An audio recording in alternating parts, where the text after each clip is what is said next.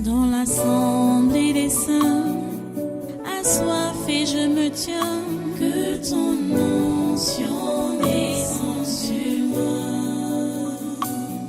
Conscient que mon destin est dans le creux de ta main, que ton onction descende sur moi. Je suis disposé, assoiffé, que ton onction descende sur moi. Je suis disposé, assoiffé,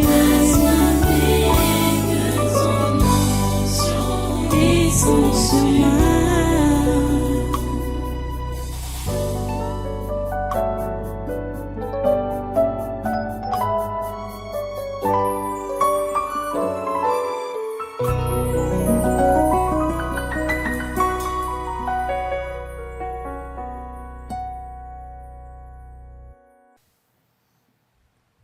Alléluia.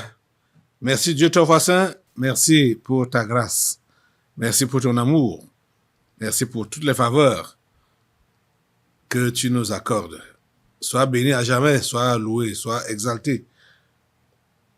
Nous élevons ton grand nom, Seigneur. Nous élevons ton grand nom au-dessus des cieux, au-dessus de tout ce qui peut exister sur cette terre et dans tout l'univers. Parce que c'est toi, le superviseur de tout l'univers, visible et invisible, et tu es au-dessus de ton univers. Nous bénissons ton nom, Seigneur. Nous louons ton nom, Seigneur. Alléluia. À toi toute la gloire et tous les honneurs. Merci pour ce jour encore que tu nous accordes, de nous retrouver devant ta face, pour écouter ton conseil, pour te louer, t'adorer et pour te prier. Merci Seigneur pour cette grâce que tu nous accordes d'entrer dans ta présence au travers du sang de Jésus. Merci parce que ce sang nous purifie, nous nettoie et nous donne le privilège d'être écoutés par toi. Sois loué Seigneur, sois glorifié Seigneur pour tout ce que tu fais. Seigneur, ce programme est entre tes mains depuis son commencement. Et nous prions, Seigneur, que tu puisses nous amener dans les sommets de ta gloire. À toi toute la gloire et tous les honneurs. Merci, Seigneur, parce que tu exauces nos prières que nous voulons t'adresser maintenant.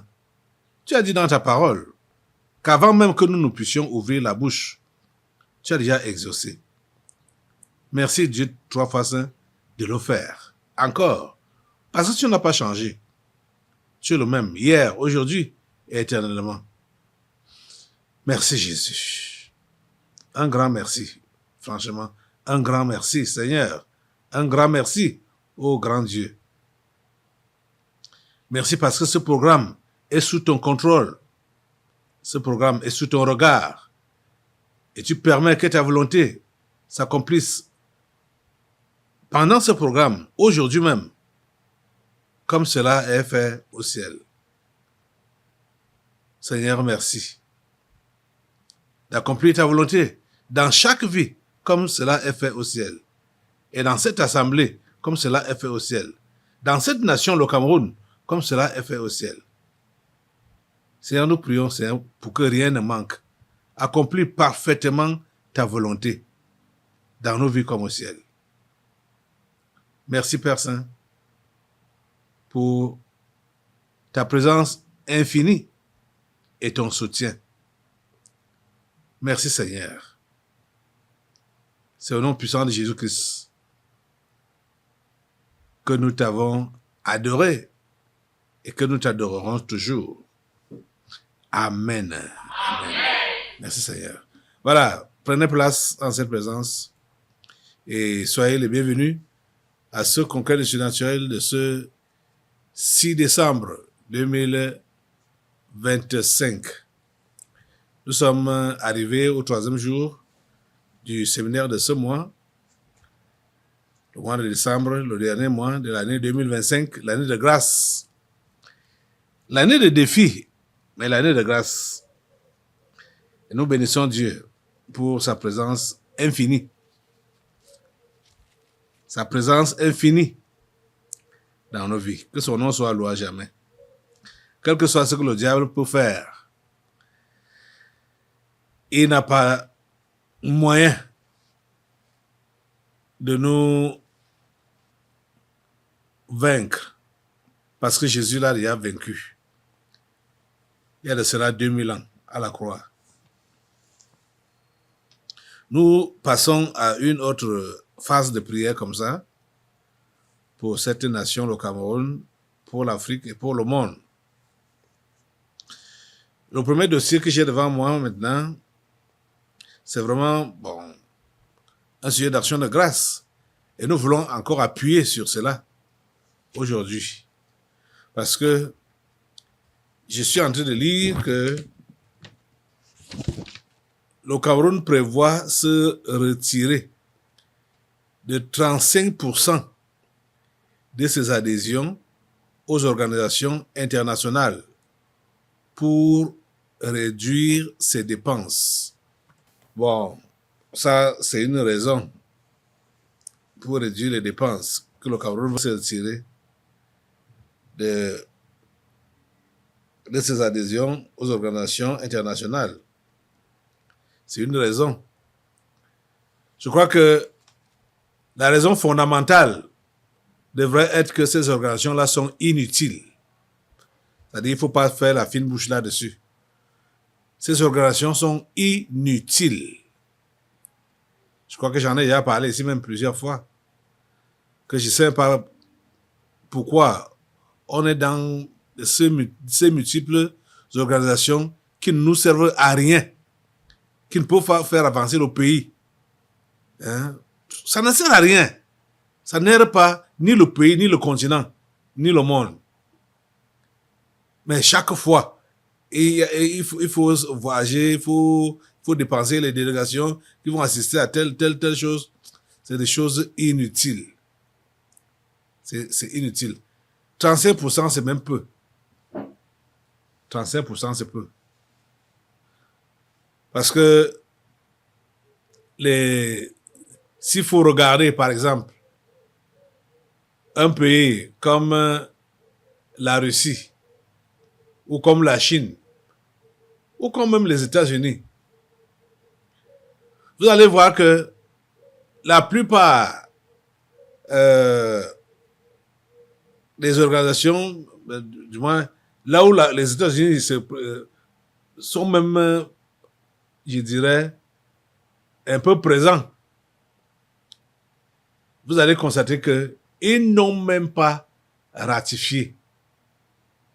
Ils ont dit, OK, on est membre fondateur de cette organisation, mais après, ils ne ratifient pas. Donc, ça veut dire qu'en fait, ils ne sont pas dedans. Comme, par exemple, pour le tribunal, le truc qui se passe à La Haye, là.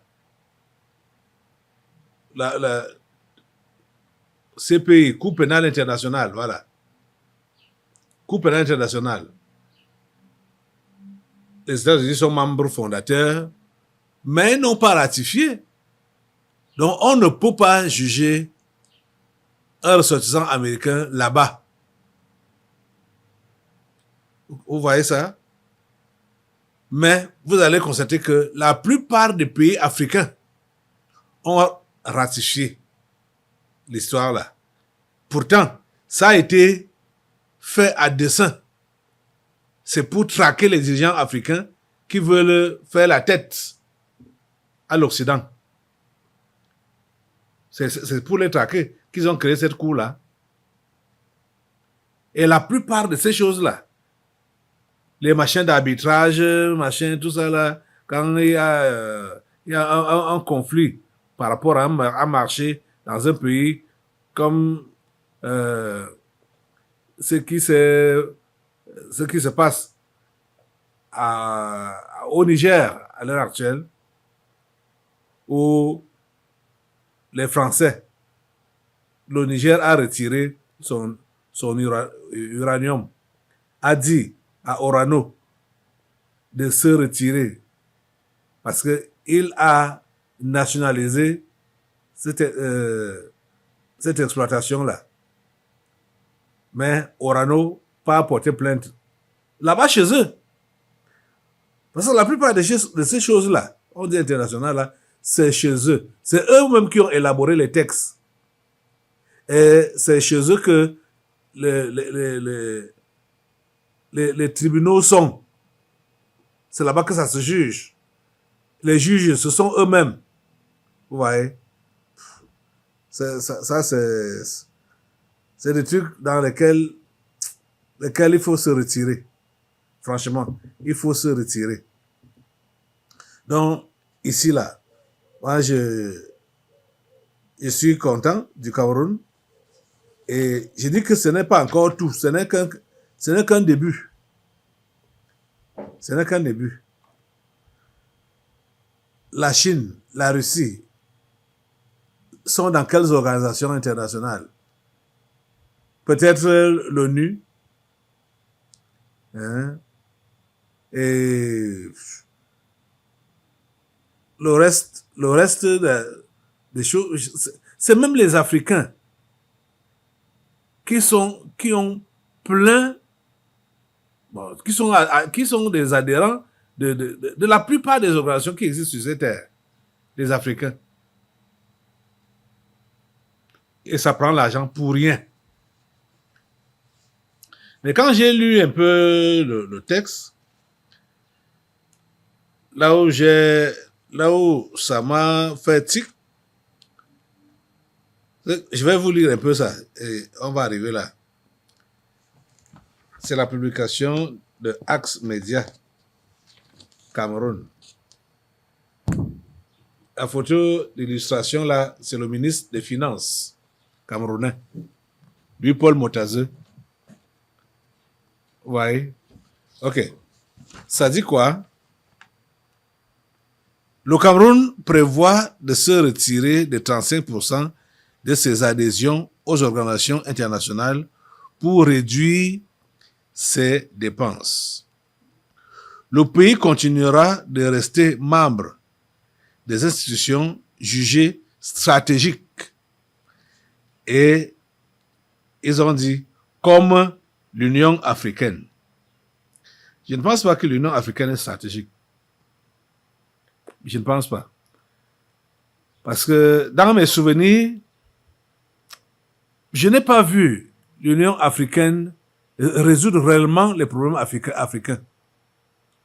Je n'ai pas vu ça. Depuis que moi j'existais, hein, je n'ai pas vraiment vu l'Union africaine résoudre les problèmes africains.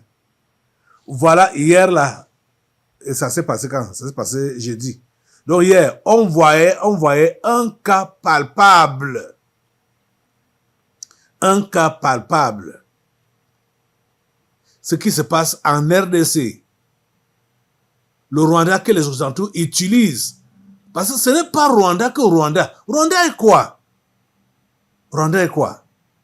Le Rwanda, ce n'est rien. Ce sont les États-Unis là qui utilisent le Rwanda. Avec les autres, comme la France et consorts. Ce sont eux qui utilisent le Rwanda.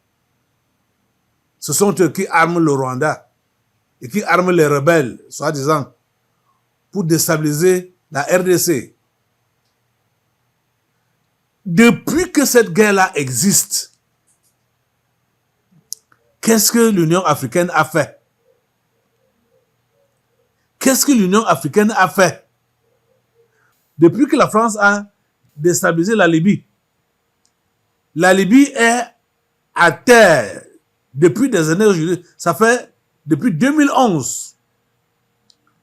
La Libye est à terre. Les bandes armées sont un peu partout. Vous vous rendez compte qu'on émiette la capitale d'un pays. Chaque fraction prend son quartier. Okay. Mais ça, c'est quelle histoire? Ça, c'est quelle histoire? Et on voit plein de pays comme ça, là. Il y a la Somalie. qui vit les mêmes choses. Voilà, le Soudan. Oh mon Dieu. Je vais citer où, je ne vais pas citer où. Qu'est-ce que l'Union africaine a fait pour résoudre tous ces problèmes dans ces pays membres? Rien. L'Union africaine n'a rien fait. L'Union africaine n'a rien fait. Les amis, il ne faut pas faire la fine bouche. Hein. Ces organisations-là ne servent à rien. Ça ne sert à rien. C'est-à-dire, on devrait se retirer. Ça doit se dissoudre. On doit dissoudre tout ça. Et recommencer. S'il faut recommencer. Sur de bonnes bases. Parce que l'Union africaine, c'est les Occidentaux qui gèrent ça. Ça travaille pour eux. Ça travaille pour eux. Ça sert à quoi? Comment est-ce qu'on peut vivre des guerres pendant des décennies dans plusieurs pays africains? Ce n'est même pas la guerre. C'est-à-dire, on laisse les Occidentaux venir exploiter, venir tuer nos confrères en Afrique pour exploiter les minéraux, les richesses du sous-sol. On est là. On dit qu'on a une organisation continentale. Hein? Ça sert donc à quoi?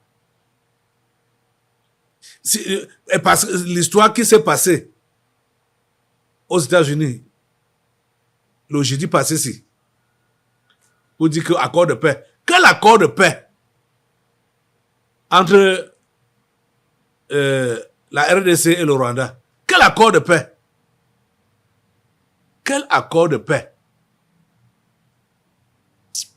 Ah. En tout cas, peut-être il faut que je remonte à ceux-là qui, du moins, à vous-même, je vous ai montré ça hier, et aux autres, revoyons ce que TV5 dit par rapport à cette histoire qui s'est passée jeudi là. Image contrastée, presque irréelle, ce soir à Washington, à l'Institut Donald Trump pour la paix. Félix Tshisekedi et Paul Kagame, les dirigeants congolais et rwandais, ont signé un nouvel accord de paix sous le regard du président américain. Cet accord mêle le cessez-le-feu, intégration économique régionale ou encore appétit américain pour les minerais congolais. Une mise en scène savamment orchestrée alors que sur le terrain, les combats se poursuivent notamment dans le sud Kivu. Hugo Barbieux. C'est à l'Institut américain pour la paix, renommé depuis ce mercredi Institut Donald Trump, que 30 ans de conflit entre la République démocratique du Congo et le Rwanda ont pris fin officiellement. Et après plusieurs échecs, cet accord est le bon pour le président américain qui se félicite d'un 8e accord de paix en moins d'un an. De nombreuses administrations ont essayé, mais probablement pas assez, je dirais. Surtout connaissant ceux qui m'ont précédé. Ils ont essayé si peu que les tueries ont continué à un rythme de plus en plus élevé, et aujourd'hui nous avons réussi. Par cette signature, Kinshasa et Kigali s'engagent notamment à respecter un cessez-le-feu permanent, au désarmement des forces non étatiques et conviennent de dispositions pour le retour des millions de réfugiés et de poursuites judiciaires contre les criminels. La République démocratique du Congo prend ici l'engagement solennel de mettre en œuvre en toute sincérité l'ensemble des obligations qui découlent de ces accords. Nous le ferons avec sérieux, avec rigueur et avec le souci constant de la paix, de la sécurité de nos populations. Mais avec Donald Trump, la paix s'accompagne toujours de contrats juteux. Mais avec Donald Trump, la paix s'accompagne toujours de contrats juteux. Mais avec Donald Trump, la paix s'accompagne toujours de contrats juteux.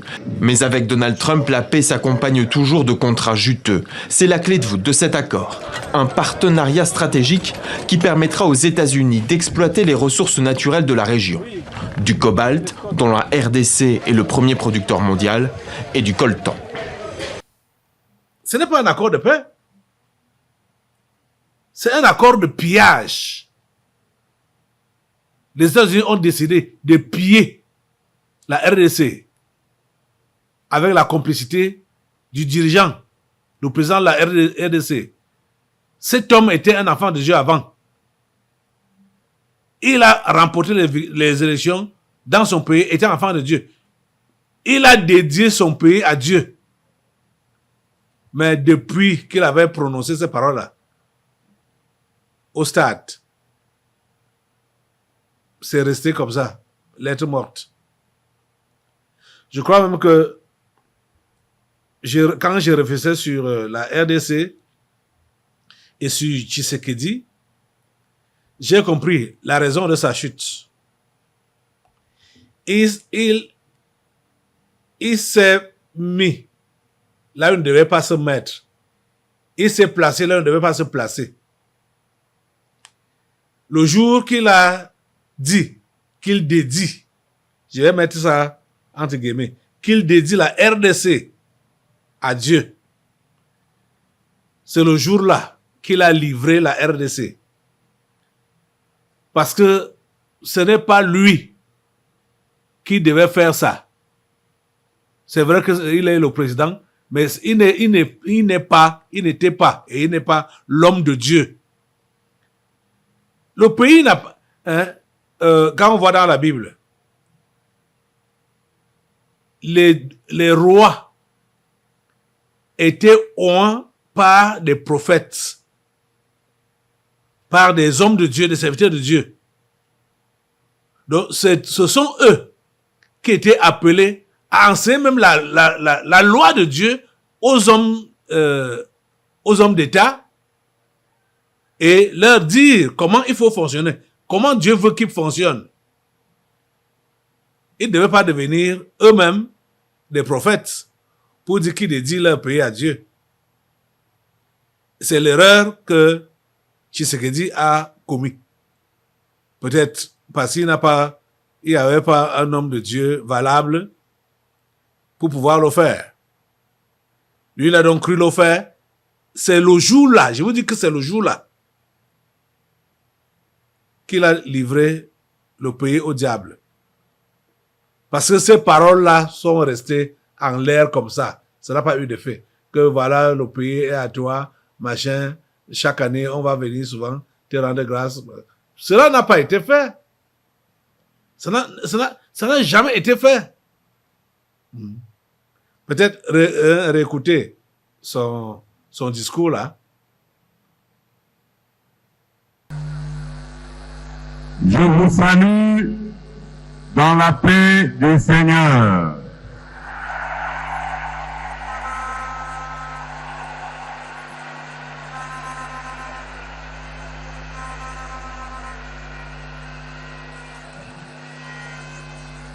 Avant de lire le message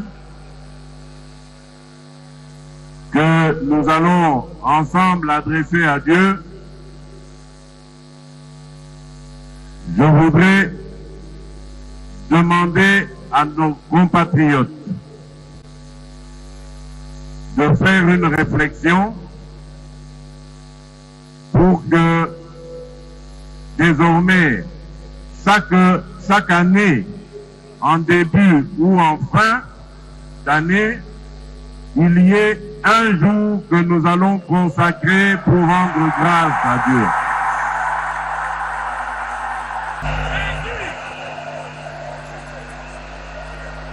Chers frères et sœurs,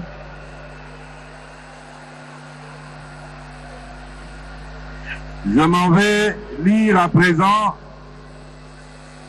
la prière et la proclamation que je vais faire au nom du peuple congolais à son Créateur. Éternel Dieu Tout-Puissant,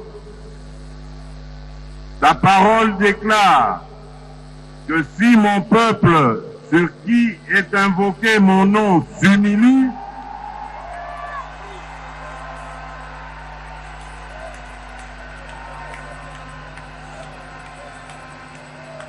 si mon peuple sur qui est invoqué mon nom s'humilie, prie et cherche ma face, et s'il se détourne des mauvaises voies, je l'exaucerai des cieux, je lui pardonnerai son péché et je guérirai son pays. Mes yeux seront ouverts désormais et mes oreilles seront attentives à la prière faite en ce lieu. Je confesse mes péchés, ceux de mon peuple et même ceux commis par les autres sur le sol de mon pays. Pardonne-nous d'avoir donné ta place aux hommes en les adorant comme des dieux. Pardonne-nous pour le culte de la personnalité ancré dans toutes les couches de notre nation. Au nom de toutes les autorités anciennes comme présentes, je te demande pardon pour le sang des innocents qui a été versé dans notre pays, intentionnellement ou par des simples erreurs. En tant qu'autorité, moi-même aujourd'hui, j'endosse la responsabilité de toutes nos fautes. En tant qu'autorité, moi-même aujourd'hui,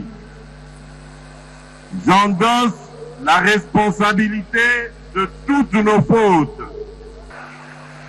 En tant qu'autorité, moi-même aujourd'hui, j'endosse la responsabilité de toutes nos fautes et te demande pardon pour tout abus de pouvoir contre les faibles. Pardonne-nous aussi de n'avoir pas été de bons gérants des richesses que tu nous as données. Pour tous les péchés que j'ai énumérés ou non, même ceux que nous avons oubliés, pardonne-nous, Seigneur. Exauce nos prières et guéris notre pays. Dans l'assemblée des saints, assoiffé je me tiens, que ton onction descende sur moi. Conscient que mon destin est dans le creux de ta main, que ton onction descende sur moi. Je suis disposé, assoiffé, que ton onction descende sur moi. Je suis disposé, assoiffé, que ton onction descende sur moi.